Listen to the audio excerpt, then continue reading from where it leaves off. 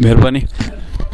بسم من national democratic party اور نندو کے مری بلوچانہ سجینا میں سلام پیش کرنے کے اہم محسوس کو وتی زندے بچانے کے خاطرہ وتی سرزمین بچانے کے خاطرہ وتی کسانی بچانے کے خاطرہ ہمارا نندگی گپ چنگی آلو حل کرنے کی ڈاکٹر صاحب کم حوصلہ افزائی رندہ مشروع اجازت سے اردو کا گپ چنا تاکہ حالاتیاں چے گپاں متما ضرور براوی گپ جنا بلوچی گپ جنا لیکن میں مقصد ہے کہ میں گپ جا گیا برواں سر بے باں تو آئی خاطرہ ضروری ہے کہ ارچے میں کچھ قابض کی بھی آئی زندے زبان آئی گو میں گپ جنے گڑا شر وڑیا سمجھیتے تو منشو میں اجازت چی پھر انہوں نے اردو کا گپ جنا.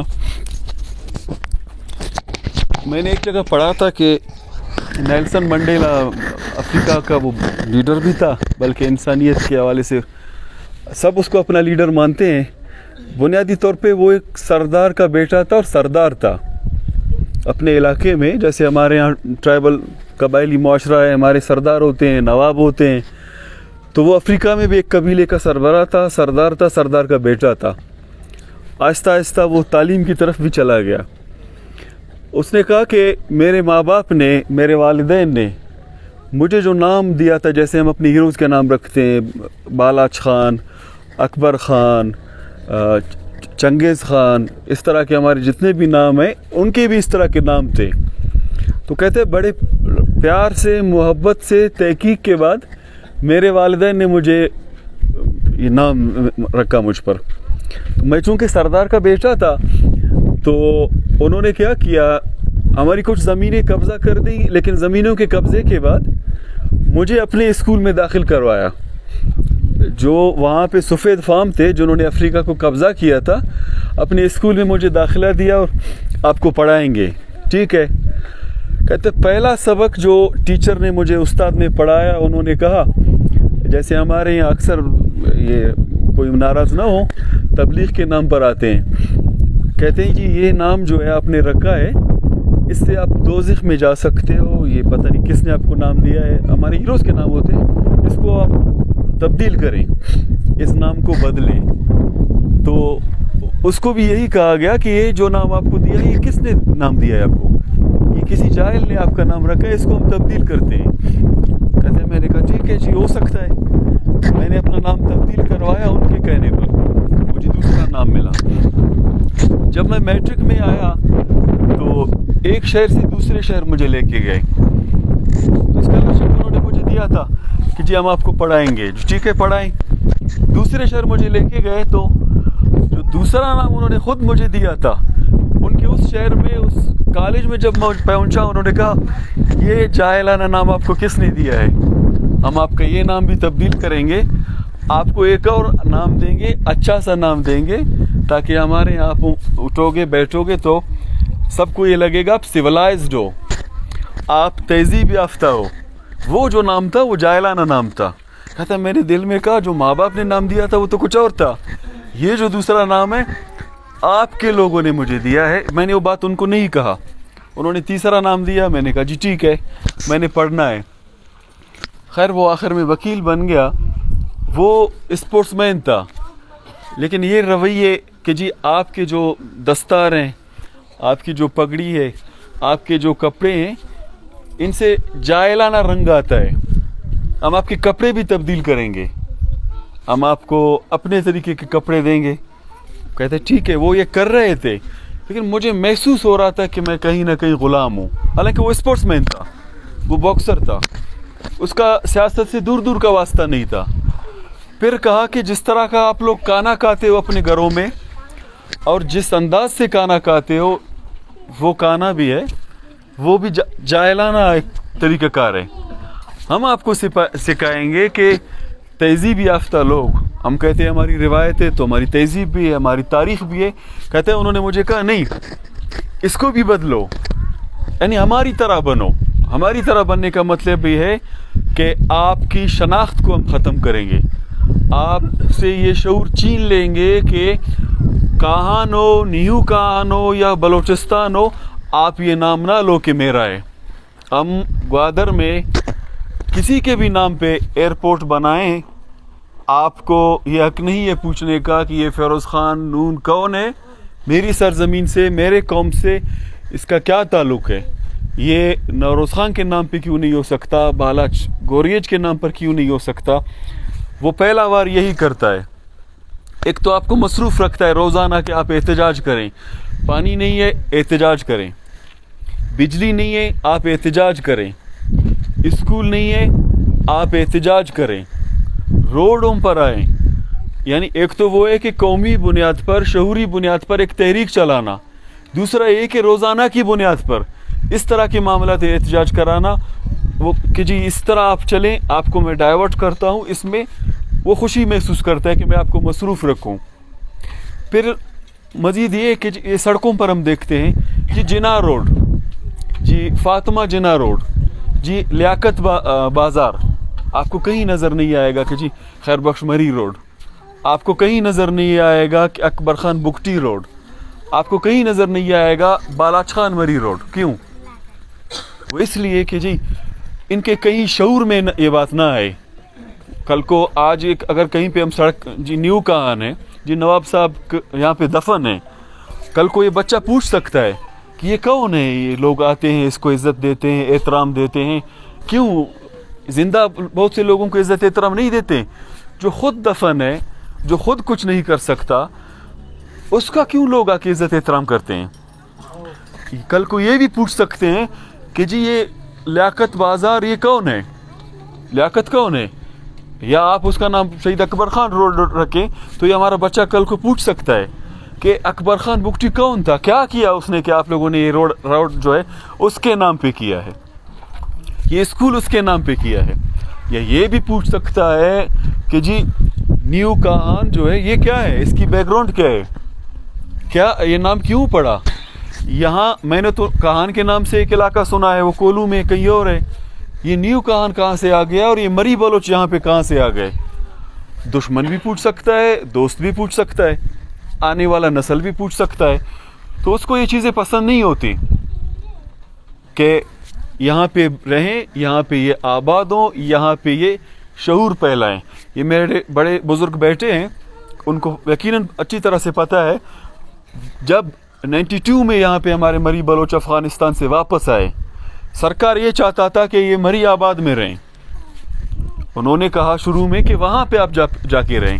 مقصد یہ تھا, سیاسی لوگ ہیں یہ, ان کے پاس شعور ہے, یہ جد و جہد کرنا جانتے ہیں, اپنا حقوق مانگنا جانتے ہیں, لڑنا جانتے ہیں سیاسی طور پہ.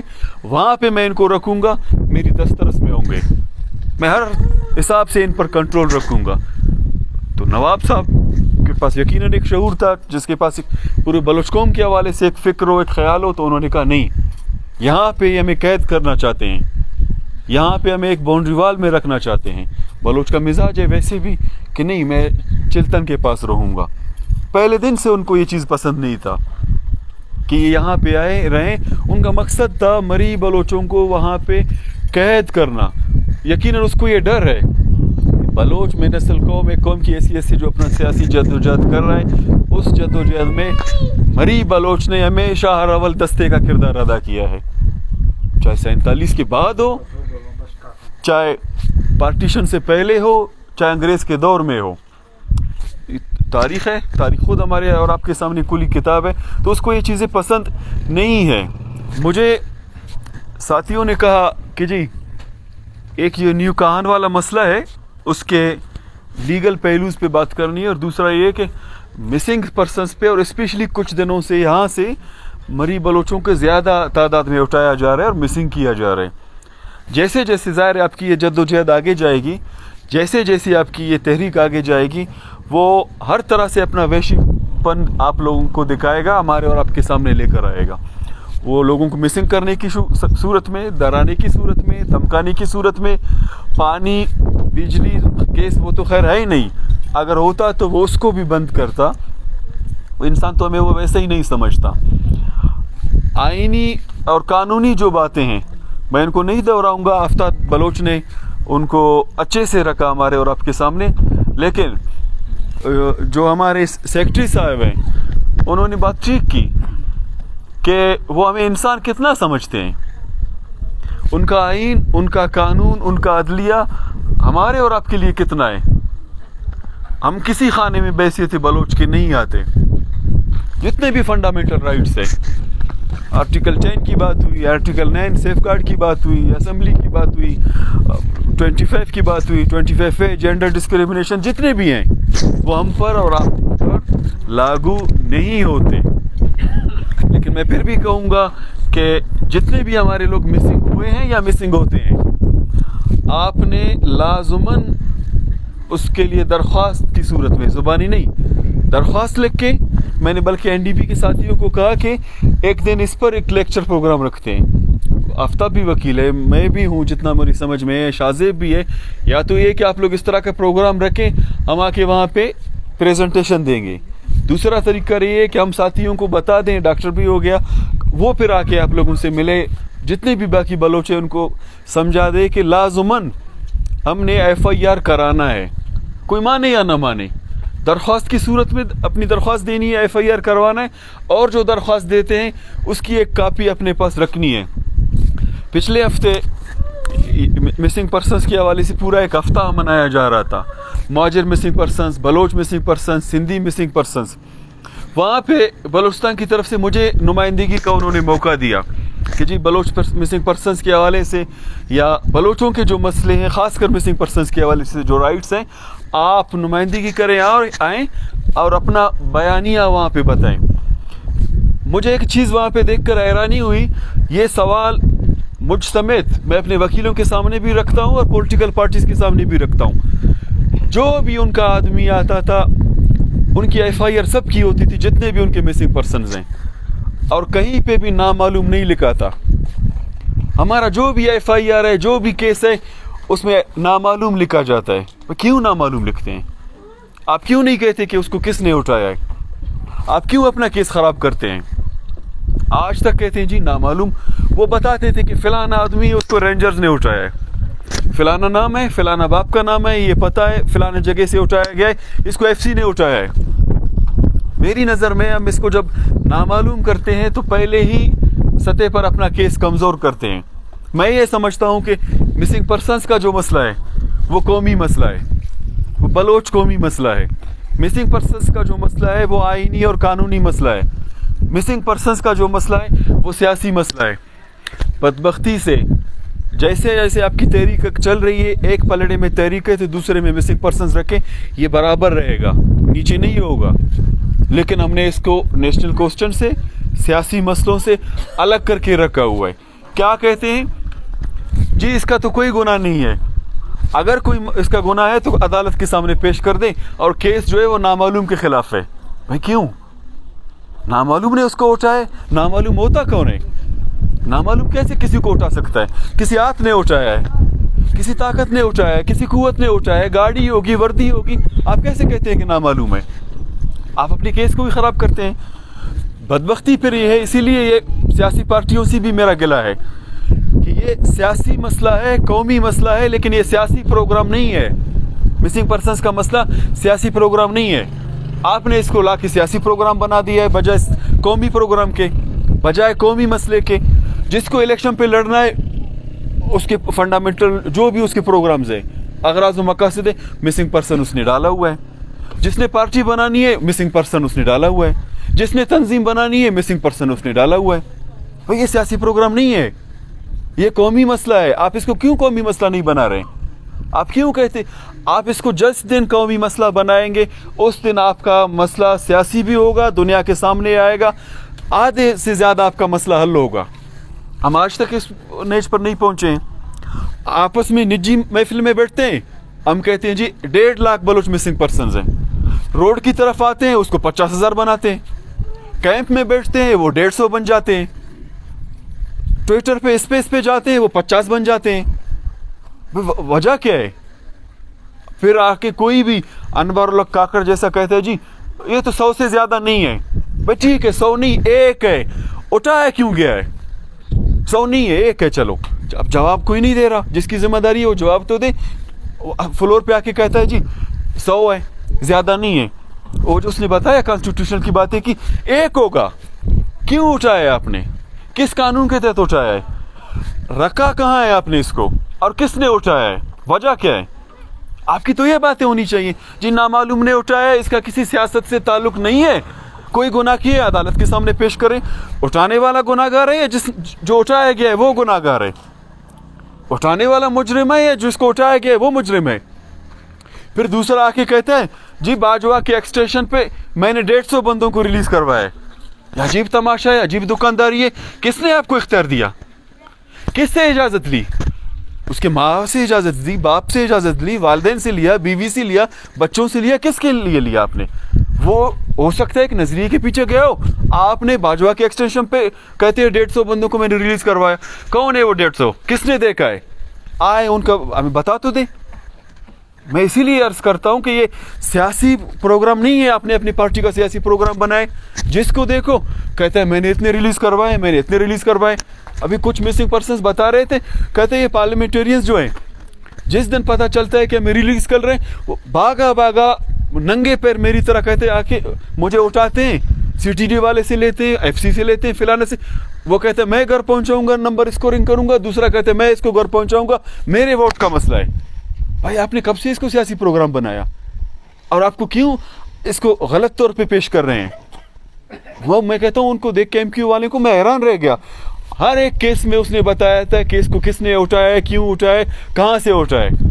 15 साल से 18 साल से हम इस मामले को चला रहे हैं, अब तक एक केस भी हम साबित क्यों नहीं कर पा रहे हैं? क्यों रिपोर्टेड नहीं है हमारी केसें? तो इसलिए मैं अर्ज करता हूँ कि आप लाजमन अपना केस रिपोर्ट करवाए, कोई रिजल्ट आए या ना आए, आप मिसिंग पर्सन्स कमीशन में लाजमन जाएं, तीसरे सतह पर फिर आप कोर्ट जाए, फिर कानून का दरवाज़ा आपके लिए खुलता है, भले रिजल्ट हो या ना हो। लेकिन आज वकील हो, मेरा अपना प्रोफेशन है, लेकिन मैं कहता हूँ जज हो, सियासतदान हो, सब ने इन मिसिंग पर्सन्स को दुकानदारी का एक सिलसिला बनाया है अपनी सीवी को बेहतर करने के लिए।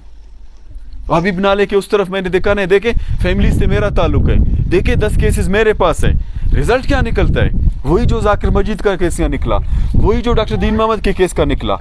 मुझे अच्छा नहीं लगता मैं नाम लूँ, आज वो वकील और जज 21 ग्रेड के पोस्टों पे बैठे हैं, और हम यही करते हैं। आपके ऐसे बहुत से लोग हैं, हो सकता है उसकी कोई पॉलिटिकल एफिलिएशन हो, हम जिसको कहते हैं हमारा मुखालिफ है, दुश्मन है, केस उसको देते हैं, वो आपका बंदा हज़ारों अपने राज उगल रहा होता है। और वकील साहब फिर आपको मुखबिर की क्या ज़रूरत है? कोई भी ज़रूरत नहीं है, आप तैयार तैयार अपनी चीज़ें दे देते हैं। यहाँ पे भी हम देखते 2 कानून है हमारे पास। QDA जो है, जो बार बार आ रहा है, डरा रहा है, धमका रहा है कि जी बेदखल हो जाएं। कम से कम जितने भी सियासी पार्टी है वो क्यों ये नहीं कहते, इनसे नहीं पूछते? इस हद तक इन साथियों को मैं अप्रिशिएट करूँगा। मैं तो सन ऑफ सॉइल हूँ, मेरे पास ना हो कोई कागज़, मेरी सरजमीन है, मैं यहाँ पे पैदा हुआ, मेरे बाप दादा की सरजमीन है। तुम होते कौन हो मुझसे ये पूछने वाले कि मैं स्कीम बनाऊंगा, यहाँ से निकल जाओ? उधर ड्रामाबाजी है, डैम बनाएंगे, इधर एक पाइपलाइन नहीं दे सकते। ये डैम कौन सा डैम है? ये किसके लिए बन रहा है? कौन बना रहा है इसको? आबादी तो है ही नहीं, वो तो सारी मार्केट है, सारे मुहाजिरों की है। सुबह आ जाते हैं, शाम को आप आए एयरपोर्ट रोड पे देखिए, आपको ट्रैफिक ले जाने के नहीं मिलेगा। सारे जा रहे होते, कोई पशीन, कोई जॉब, कोई कहाँ जा रहा होता है। लोकल तो ये है, सरियाब की 2 गलियां हैं, आपने ना बिजली दिया है, ना पानी दिया है, ना गैस दिया है, तो ये डैम बना किसके लिए रहे हैं? मुझे ये भी मैंने पढ़ा था, बुजुर्गों को याद होगा, बदबख्ती का कील इस सरजमीन पे उस दिन डाला गया जब यहाँ पे कोल्ड स्टोरेज और एक पंप बनाया गया। नवाब साहब का भी उस स्टेटमेंट था कि मेरा बस नहीं चलता, जिसने ये ज़मीन लिया है, जो पंप बनाया है, जो कोल्ड स्टोरेज बनाया है। इस पे नवाब साहब का भी बयान था कि पहला पत्थर उस दिन रखा गया, पहला ब्लॉक उस दिन रखा गया जिस दिन ये कोल्ड स्टोरेज बना, जिस दिन ये पेट्रोल पंप बना, उसी दिन से ये ज़मीन जो है एक्वायर होना शुरू हुआ, कब्ज़ा होना शुरू हुआ, लोगों की नज़रों में आना शुरू हुआ। इस हज़ारगंजी की तजवीज़ भी उन्हीं मेहरबानों ने दी जी। मंडी बनाते हैं, प्लाजे बनाते हैं, उनकी नज़रों में नहीं था पहले, हमारे ही लोगों ने उसको कहा। जो आज चले थे उंगली कटा के शहीदों के लाइन में खड़े होने के लिए, और करोड़पति बन गए, अरबपति बन गए, करपति बन गए, मालिक बन गए प्लाजों के। सोर्स ऑफ इनकम का पता नहीं है। भाई आपने लाया कहाँ से? आप तो पैदल जा रहे थे, आपके पास साइकिल भी नहीं था, वापस फ्री पे आप 20 करोड़ की गाड़ी में आ रहे हैं। क्यों? इस तरह अपने भाइयों की, इस तरह अपनी कौम की पगड़ियों को उछाल कर, पगड़ियों को बेच कर, और आज इस हद तक वो आए कि QDA का कोई 2% का मुलाजिम मकामी लोगों को, सन ऑफ सॉइल को कहता है कि जी आप यहाँ से बेदखल हो, आप निकल जाएं। QDA का अपना जो ऑर्डिनेंस है 1976 का, वो लोगों से ज़मीन ख़रीदता है। QDA की अपनी कोई ज़मीन नहीं है, QDA की कोई मिल्कियत नहीं है। कानूनी तौर पे वो जो स्कीमात बनाता है वो लोगों से ख़रीदता है। अब यही जस्टिस जमाल मंदोखेल था, उसकी अपनी जजमेंट है। जो DHA का मसला चला मकामी पश्तूनों के साथ, उसने कहा तमाम ज़मीनें कबाइल की हैं। तो हम कहाँ के कबाइल हैं? हम अफ्रीका के कबाइल हैं, पंजाब के कबाइल हैं, कहाँ के कबाइल हैं हम? ज़मीन हमारी, लोग हमारे, कबीले हमारे, कौम हमारी। आप बाहर से आके बैठ गए और कहते हैं जी आप यहाँ से निकल जाएं। तो QDA के पास ज़मीन कहाँ से आई? दूसरा उसके पास है वो अंग्रेज़ का काला कानून 1894 का, लैंड एक्वायर करने के लिए। जी जहाँ पे सरकार को ज़मीन चाहिए हो तो वो लोगों से ख़रीद सकता है, ले सकता है, कब्ज़ा नहीं कर सकता। हम पहली दफ़ा रियासत को देख रहे हैं, रियासत के इदारों को देख रहे हैं, QDA को वो कब्ज़ा कर रहे हैं। वो कहता है उस सूरत में आप ले सकते हैं, ख़रीद सकते हैं पैसे देकर, जब आपको सड़क के लिए ज़मीन चाहिए हो, स्कूल के लिए ज़मीन चाहिए हो, या जैसे डॉक्टर साहब बता रहे हैं अस्पताल के लिए आपको ज़मीन चाहिए हो। स्कूल पे तो आपने ताला लगाया, सेहत की वो आपसे मांग रहे हैं बुनियादी सहूलतें, आप जवाब जो है वहाँ से मजाक में आ जाता है। जी शेख जायद हॉस्पिटल है या तारिक हॉस्पिटल है, भाई फिर मजाक आपका बनना चाहिए। ये हॉस्पिटल्स भी आपने नहीं बनाए, अरबों ने बना के दिए, ये तो उनके पैसों से आए हैं, उनके फंड से आए हैं। आपने क्या दिया? आप खुद बेकारी हो। आप कैसे मोरे लोगों को ये ताना देते हो कि जी हमने ये आपको दिया है? आपने नहीं दिया है। उसने बाकायदे कहा था कि बलोच इलाके में बनेगा, जैसे जरी कॉलेज का कहा बलोच इलाके में बनेगा, जैसे ब्यूटम्स का कहा बलोच इलाके में बनेगा, जैसे कनाडा ने ये CNG स्टेशन दिया कि बलोचों को मैं तोहफे के तौर पर देता हूँ। ये जो सरियाब में बना हुआ है, कमा कोई और रहा है, मुलाजिमत किसी और की है, वो फिर भी अपने कच्चे गिदानों में बैठे हैं, तो कहते हैं जी आप यहाँ से निकल जाओ। तो गुजारिश है मेरी, सियासी पार्टियों से भी यही गुजारिश है, आप लोगों से भी गुजारिश है कि ये जो आपके ज़मीनों का मसला है ये खालिसतन सियासी मसला है, इसका वाहिद हल एहतजाज है। या तो ये कि हमें बताया जाए कि बुनियादी तौर पे कोई प्रेजेंटेशन होता कि हमारे जब लोग आए कोई एग्रीमेंट है या नहीं है, कोई कागजात हैं या नहीं है। अगर नहीं है, इस सूरत में किसी के बहकावे में ये नहीं आना कि जी कोर्ट जाना है, कोर्ट उसका है, अगले ही दिन वो आर्डर निकालेगा जी इनको बेदखल कर दो। इस सूरत में नहीं जाना है। फिर इसका वाहिद हल रोड ब्लॉक है, शटर डाउन है, पहिया जाम है, जलसे जुलूस, इस तरह के इज्तिमा है। उनके कानून का हमें अच्छी तरह से पता है। उनका कानून बनाई धोखे के लिए है, और उस्मान से लेकर कहाँ तक धोखा ही धोखा, फराड ही फराड, उसमें आपके लिए कुछ भी नहीं है। तो एहतजाज आपके लिए रास्ता बचता है पहली सूरत में, फिर उसके बाद कोई रास्ता निकलेगा हम देख लेंगे। स्कूल कॉलेज पानी की हद तक ज़रूर केस हो सकता है, उसमें पहले डिपार्टमेंट्स को दरख्वास्त दे, साथी आएंगे, हम उनको ज़रूर बताएंगे। बाकी जितने आपके लोग उठाए जाते हैं, यहाँ पे हो या कहीं और में हो, किसी और इलाके में हो, किसी और शहर में हो, आप लाजमन थाने में दरख्वास्त दें। और वो किसके नाम करता है या नहीं करता है अलग बात है, उसकी कापी अपने पास रखें। रिसीविंग नहीं लेता है भी ठीक है, अपने पास कापी रख ले, आगे फिर हम देख लेंगे। इन्हीं अल्फाज के साथ मैं आप लोगों का शुक्रिया अदा करते हुए यही कहूँगा कि इस मामले में फ़िलहाल जो हमें मालूमात मिली है, आप कोर्ट जाने की कोशिश ना करें, वो अगले ही दिन आपको बेदखल करेगा। पहले इसको सियासी बनाएं, पहले इसको बलोच कौमी मसला बनाएं, अवामी मसला बनाएं, उसके बाद फिर हम देखते हैं कहाँ जाना है। मिसिंग पर्सनस की हद तक अपना हर केस रिपोर्ट करवाएं। शुक्रिया।